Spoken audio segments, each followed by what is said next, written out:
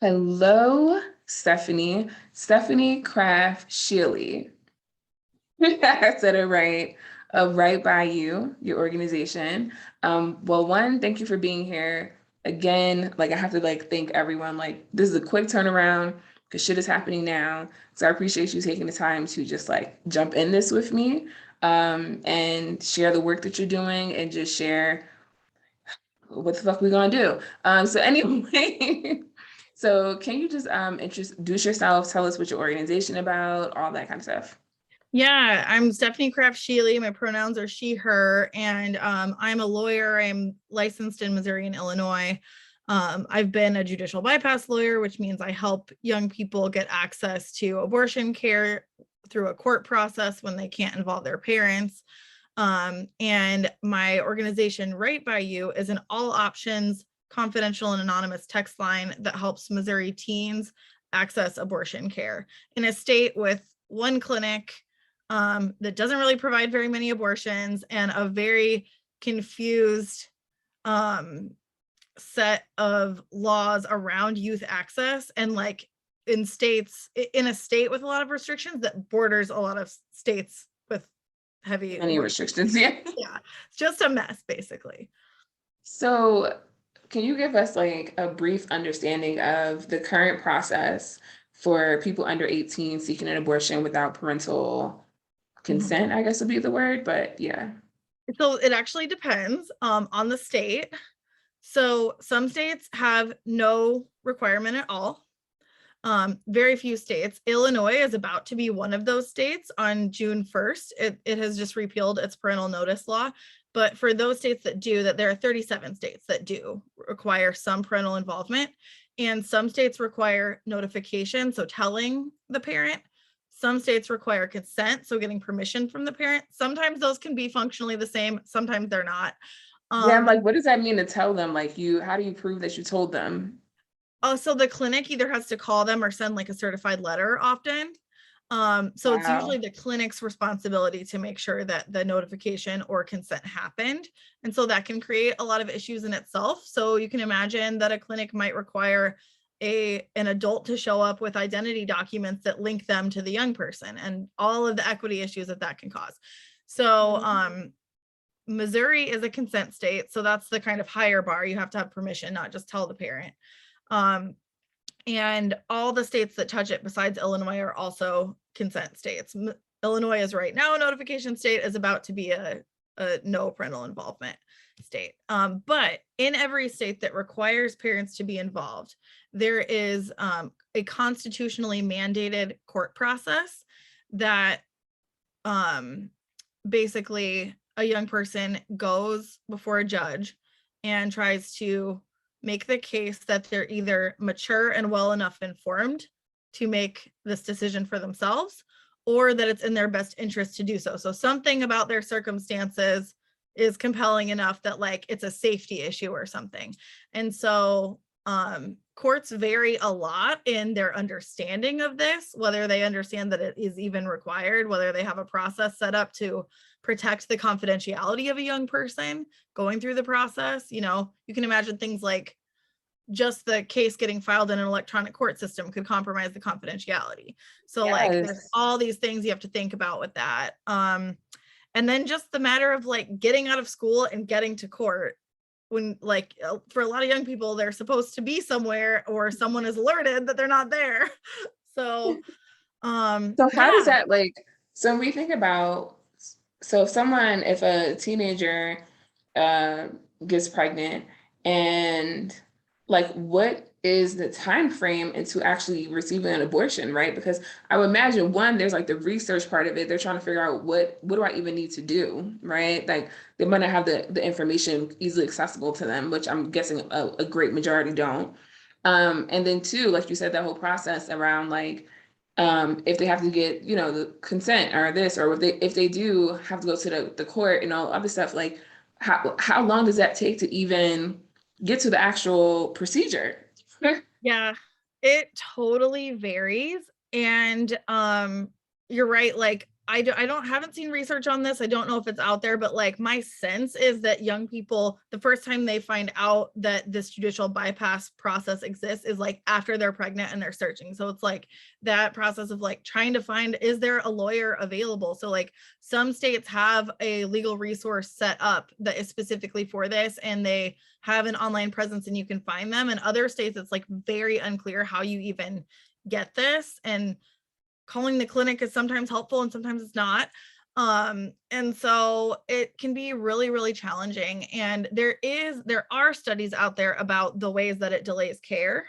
So one in particular that I'm thinking of, like it was very clear that the judicial bypass process itself delayed young people's access to care. And then for young people living in rural areas, for young people of color, for young Black people, they were like even more delayed. And so then they're having later abortions that are more expensive, more intense, like might require additional. Where's the teenager getting money from? You know what I mean? Yeah. Like, right. Which what? There's good financial assistance available for young people who go through the judicial bypass process. That's one positive, is that like that's not usually the challenge. But I'm worried sometimes that like young people see what it costs and like no one has a chance to tell them that, right? Like that there is that help. And so yeah, it's very complicated. It certainly delays care, and like there are different laws in different places about how quickly the court has to, once you've filed the petition, how quickly they have to have a hearing, and then how quickly they have to decide. And then if you get a bad decision, how quickly that appeals process goes, because obviously it's very time sensitive.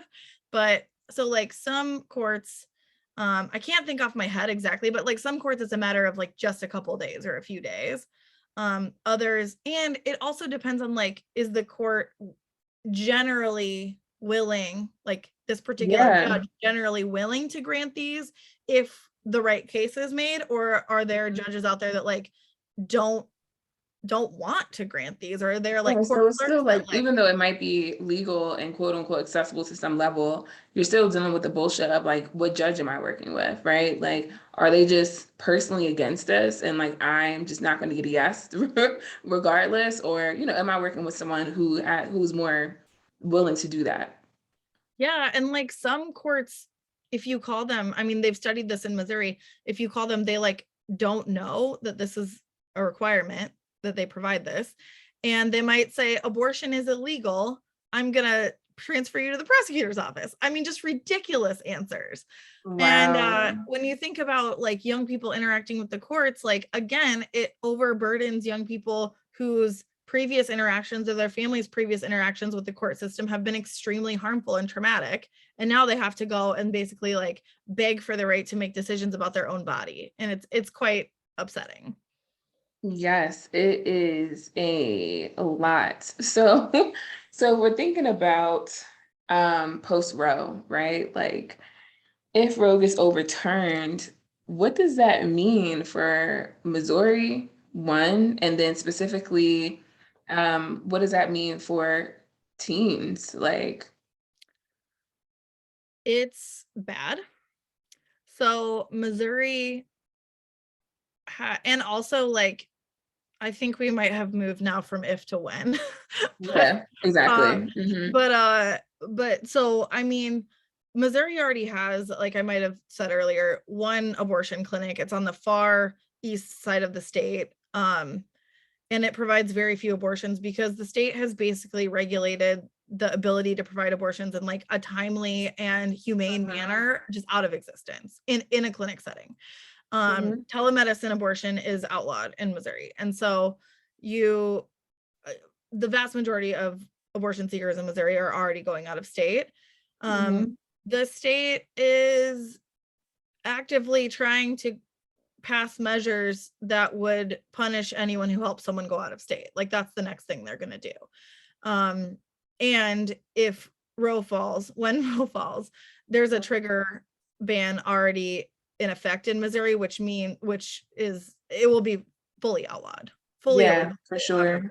Missouri. And so there's already a law that allows people to sue other people for helping teens leave the state for abortion. And so it's a mess already. And for teens, what we don't know is, you know, this right to this court process.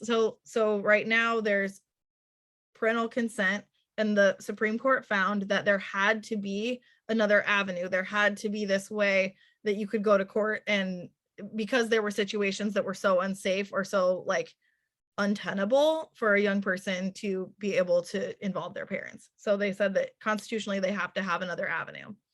Well, that constitutional foundation is eroding before our eyes. So I'm not actually sure what will happen in the states in terms of like whether that process will be preserved or whether it will go back to like parental consent only, or like what will happen. We don't know. That's wild. Can you speak a little bit more to the law that you said is in place that already creates bullshit for people who are assisting people under 18 to be out of state? Yeah, so we call it the aid and assist law. It's been in effect since 2005, or it was passed in 2005. It was challenged and remained in effect. And it says that anyone who helps a young person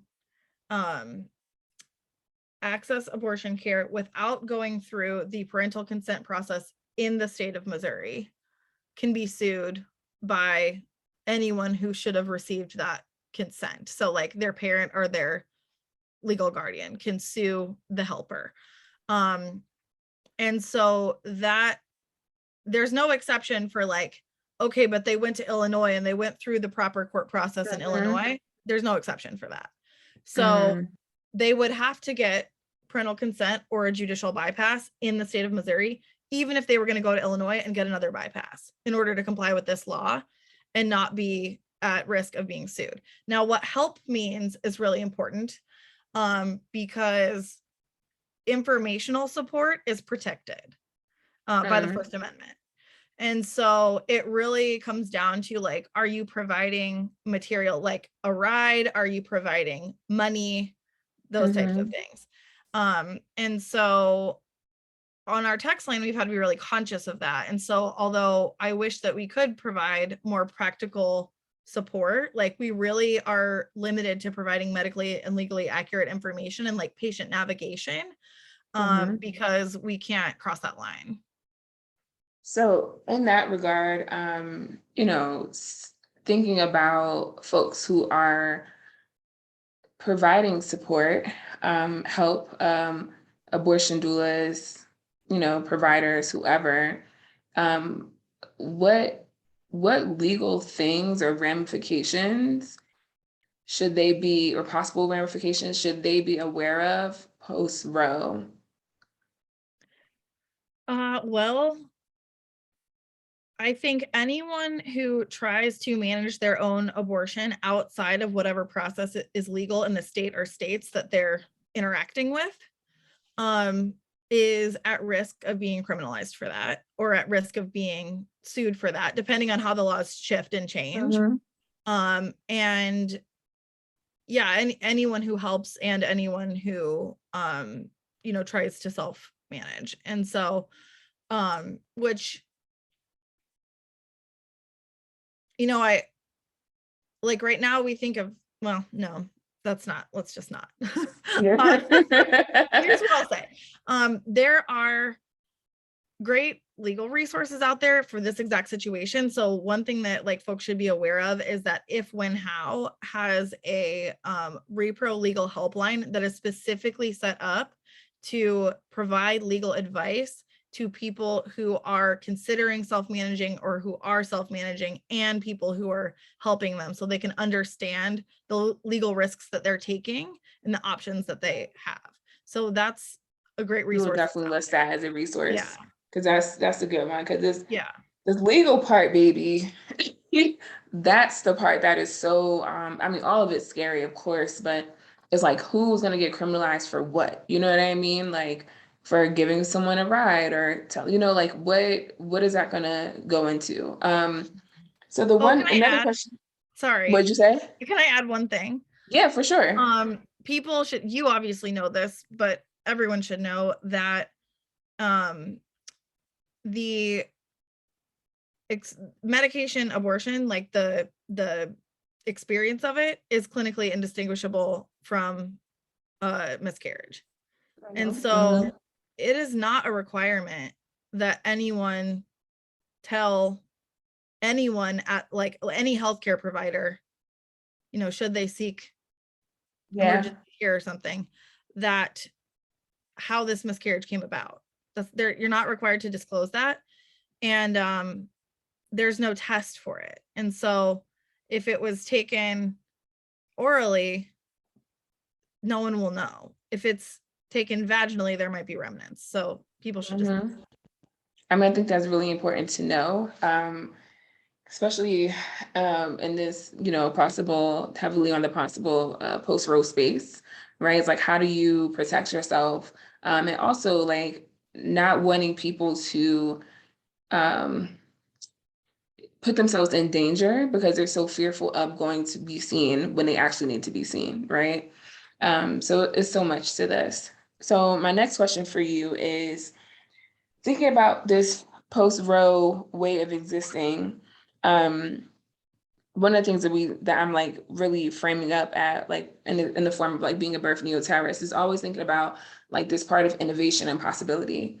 And so even with, you know, post-Roe and the bullshit that will come with it, I know for a fact that we're going to keep continuing to do the work, right? Like we're going to do it. We're going to continue to do it. We're going to do it differently. But it's going to continue no matter what. So what do you think is like the future of abortion access? And like, even like if you could think of maybe some innovation that needs to happen in that space, that you're like, man, I wish this was available, or this will exist, or this has to now exist because of post-Roe. So just thinking about like, yeah, the future of abortion access and care for all of us. big question. But what comes to mind is like, unfortunately, I think what we're looking at is like a great need to travel and a great need to coordinate access via like telecommunications and online resources. And so I think like a huge place where we need to innovate is like, how can we make sure that there's a quick, simple way for your average person to like communicate with others about this in a way that protects their safety and their privacy. And I think that that's like a huge concern on my mind. And I also think it's a huge opportunity. Like if and I don't know what that would be. This is just kind of off the top of my head, but like, you know, like on our text line, we're confidential and anonymous. So like if a young person texts us, the text goes through a couple pieces of technology, and by the time it lands with us, it's their phone number is no longer attached to it. So like that's protective of them and their safety and their privacy, even from us who are on their side. And there's like, you know, Signal, the end-to-end encrypted messaging app and things like that. But it's like, does everyone who might be seeking this care understand the risks of communicating by other methods and understand how they can avoid that? So it's like any way to get that messaging out and make it simple for people. Yeah, I mean, that's such a big thing. I think like when we talk about access, we have to think about access in the sense of language, understanding. Like even when we talk about encryption, like some people are like, what the fuck is encryption? Like, I don't even know what that means, even to like, you know, make it an applicable thing. So I really, yes, I agree with you. Something that's simplified, something that is accessible. And I think that accessibility has to be, you know, across language, across, you know, education level, the way that we like, it just has to be something that's very simple. And that even brings in the idea for me around like that intersectionality piece, right? Like it's going to be so many people with so many different identities looking for this information. And it brings in, and I talked about this with another guest, is just like this danger that comes around abortion access, right? Whether it is clients receiving abortion care and having to, you know, tiptoe around their family and their partners, whoever, because sometimes it's literally not safe. As well as on the other end of it, if you're someone who is assisting in abortion access, it's not safe for you either, right? So I don't know. It's just, it's a lot. It's a lot. Yeah. so much. But my last question for you, and maybe you've had some time to think about it, is in this work, like we said, it's going to keep going, it's going to keep existing, we're going to keep doing it. And it's just like right now, it's like, you know, the work ebbs and flows, but right now is a big up on this, like, what are we doing? How are we going to do it? Kind of conversation. And in that space, and I'm sure, you know, what you're doing, the work that you're doing, it's like there's always a request for something. There's always something that can be done. There's always a need that can be filled. There's always a gap that needs to be closed. There's just it's just ongoing on top of just being ourselves, right? Being in our own family, our own responsibilities, our own, you know, caretaking and, you know, all that we're doing. So how are you taking care of yourself? And how do you plan to maintain your wellness during all of this? So I can't say that I would advocate for any of the ways I'm like trying to take care of myself. I think um it does, I feel like very behind on everything, and I feel like I'm letting things drop here and there, and I I'm trying to settle into this, like, I honestly just try to breathe through those moments and say, Mhm. you're just gonna do what you can do today, and it's okay. And even if you feel like you could have been way more productive today, like, we're still living through a pandemic, you're fine. That's, I have that Okay. conversation with myself over and over. And like, I've also had this, I don't know if this is good or not, but I've had this feeling settle over me, and it's allowed me to be like bolder in my actions recently, where I'm like, just like, fuck it, look around. Like, what is like any of your concerns about how you might come off, or like all those things that kind of like hold us back? I'm like, the fuck does it matter? Like, this it's not, act now, or like what, you may not have the Yeah, chance in the future, so just go for for it. And that's sure. that Hmm. attitude shift, plus just being like, I'm gonna just get what I need to get done until I spend some time with my kids and just have a little fun this evening before our heads hit the pillow. Like, that's just what drives me every day. So like, in terms of how am I going to sustain it for the future, I think I had, you know, you I on a training with you, and you had mentioned something about the way you kind of like arrange your days around, like, we don't take meetings with new people on certain days and things like Yes. that. I tried that for a while, and then PWK, people we know. yes. So I was great at that, and it was going well, and then it just all went to shit. And so I'm Hmm. trying to, like, I do think though, like, I felt at my best and my most like able to think, like, not just react, to be really Hmm. proactive about the things that, like, the visions that I have and the things I want to do when I was doing that, and like built that time in. And I think that's the way to go. I'm not doing it well, but I do think that's what needs to happen. It's an ongoing practice. Trust me, it's an ongoing practice. And it's very easy to like build these boundaries and then let people just creep in. And then before you know it, your calendar is like just not at all what you need it to be. And then you have to back away, right? And you have to revisit and you have to like redo the whole thing and recalibrate. So naming that. And also just like naming that we in our calendars, you know, making that time for joy. Like literally, if it means that you have to block out a day and be like, this is my joy day. Like I'm going to chill with my kids, or maybe I'm not going to chill with my kids because sometimes we need not to chill with them. But like, you know, whatever it is, I'm gonna chill. I'm gonna lay back. I'm gonna like, for me, I don't take meetings until 11 and after because I'm like in the morning, I want to like walk my dogs, chill, work out, eat, you know, get myself together. And that gives me a bit of joy, right? So just naming all of that and naming too that like as we do the work, it is difficult and it's hard and you're gonna have times where you're like, I don't know what the fuck I'm doing for real.